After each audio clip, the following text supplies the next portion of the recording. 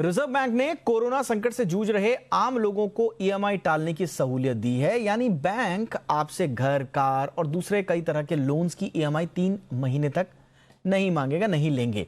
लेकिन क्या ईएमआई टालने से आपको कोई फायदा होगा या ये केवल फौरी राहत है या कोई कंफ्यूजन है इसमें? ऐसे में आपको क्या करना चाहिए, जानते हैं मेरी सहयोगी मानसी दवे से। मानसी, ईएमआई टालने से फायदा होगा या नहीं, ये बताइए साफ साफ। और दूसरा, अगर कोई ईएमआई देने की स्थिति में है, वो दे सकता है ईएमआई, तो क्या उसे रुकना चाहिए या उसे दे देनी चाहिए अपनी ईएमआई? इन दिनों कई ऐसी सारी खबरें आ रही हैं जो कि बेहद काम की है, लेकिन उस खबर को समझना उससे भी ज्यादा जरूरी है। अगर उसे ठीक से ना समझा तो गलतफहमी हो सकती है। एक ऐसी ही खबर मैं आपको बताने जा रही हूं। आरबीआई गवर्नर ने 27 मार्च को ये कहा कि आप किसी भी तरह की लोन अगर आपने ली है तो उसकी ईएमआई पर आपको मोहलत मिलेगी। अब इस खबर को समझने में लोगों में काफी ज्यादा कंफ्यूजन हो रही है। सबसे पहला सवाल ये है कि क्या आप ईएमआई 3 महीने टालना चाहिए आपको? ये सवाल लोगों के मन में आ रहा है। हमारा जवाब यही है कि अगर आपने लोन लिया है उसके ईएमआई को आप टालिए नहीं, क्योंकि इससे आपका बोझ बढ़ता दिखेगा। कोशिश करें कि इस ईएमआई को बिल्कुल न टालें। बड़ी वित्तीय आपदा अगर आपके सर पर है तभी फिर ईएमआई को टालने की यहाँ पर चेष्टा करें। लेकिन अगर आपकी स्थिति ठीक है, अगर ईएमआई भरने के काबिल हैं आप, तो फिर वक्त वक्त पर उसे भरते रहें, क्योंकि ईएमआई को टालने से लोन का बोझ बढ़ता हुआ दिखेगा। अब ये कैसे बढ़ेगा वो उदाहरण के तौर पर मैं आपको बताऊंगी, लेकिन उससे पहले दूसरी गलतफहमी क्या है वो भी बता देती हूँ।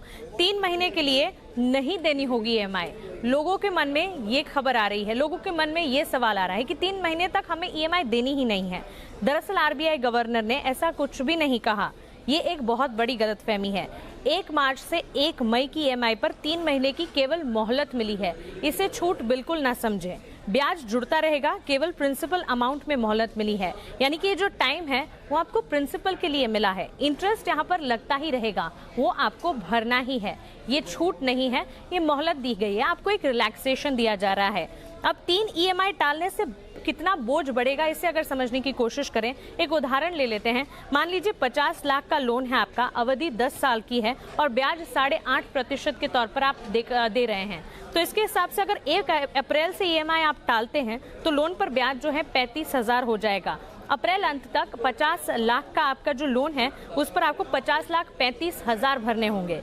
मई में अगर ईएमआई आपने टाली तो लोन पर ब्याज जो है वो बढ़कर 36,000 हो जाएगा और मई अंत तक 50,71,000 आपको देने होंगे और जून अंत तक लोन राशि जो है 51,07,000 हो जाएगी। यानी कि ईएमआई 3 महीने टालने पर 1,07,000 का अतिरिक्त ब्याज आपको लगेगा।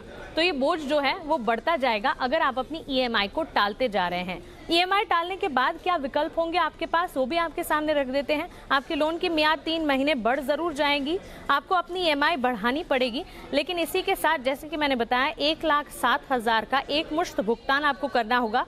लोन राशि यहाँ पर बढ़ती हुई नहीं दिखेगी। तो हम यही कह रहे हैं कि अगर आपकी स्थिति ठीक ठाक है, अब अगर आप भर सकते हैं तो आप अपनी ईएमआई को जरूर भरें। इसे टालना बिल्कुल ठीक नहीं है, आपका बोझ बढ़ेगा।